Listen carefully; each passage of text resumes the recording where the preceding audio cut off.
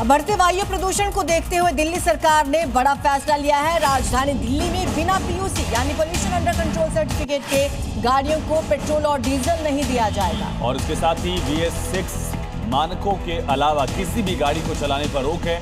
ये कदम प्रदूषण के स्तर को नियंत्रित करने, लोगों के स्वास्थ्य की सुरक्षा के लिए उठाया गया। पेट्रोल पंपों पर भी सख्त निगरानी के निर्देश जारी किए।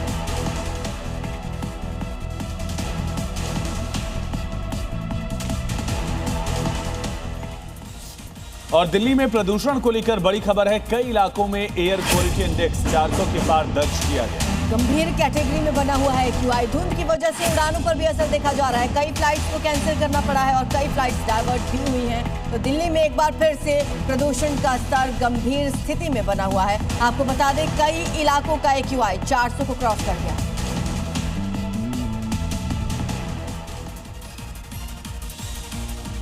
तो अगर आप दिल्ली में रहते हैं और तंदूरी खाने के शौकीन हैं तो ये खबर आपके लिए है, क्योंकि आप कुछ दिन के लिए इसका जायका भूल जाइए। अब टिक्का, सोया चाप और तंदूरी रोटी का मजा आप नहीं ले पाएंगे, क्योंकि दिल्ली में किसी होटल, रेस्टोरेंट और ढाबे पर तंदूर का इस्तेमाल नहीं किया जाएगा। क्योंकि बढ़ते प्रदूषण के कारण DPCC ने साफ निर्देश दिए हैं कि दिल्ली में तंदूरों का इस्तेमाल तुरंत बंद किया जाए। तंदूर से कितना प्रदूषण फैलता है और इससे बैन क्यों किया गया है, इसके पीछे बहुत बड़ी वजह है। कोयला या लकड़ी जलाने से बहुत ज्यादा धुआं निकलता है, जिसमें PM 2.5 और PM 10 जैसे छोटे छोटे जहरीले कण होते हैं। ये हवा को बहुत गंदा कर देते हैं। दिसंबर में ठंड ज्यादा होती है और हवा कम चलती है, इसलिए धुआं नीचे ही रह जाता है और घना स्मोक बन जाता है। ये नियम ग्रैब का हिस्सा है। अधिकारियों को निर्देश दिए गए हैं कि वे अपने अपने क्षेत्रों में जाँच करें।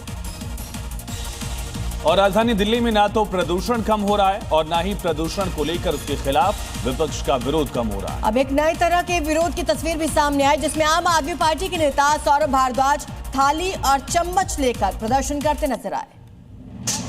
मुद्दा प्रदूषण और निशाने पर थी भारतीय जनता पार्टी की सरकार और CM रेखा गुप्ता। दरअसल आप नेताओं और कार्यकर्ताओं ने प्रदर्शन दिल्ली सचिवालय के बाहर किया और चम्मच से थाली बजाकर विरोध किया।